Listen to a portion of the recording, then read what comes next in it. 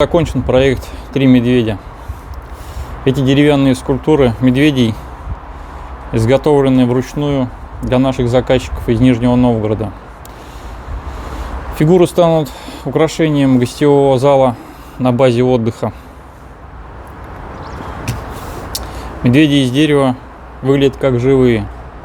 Вырезая эти скульптуры, я постарался сделать их игривыми и веселыми. Осталось поднять бокалы.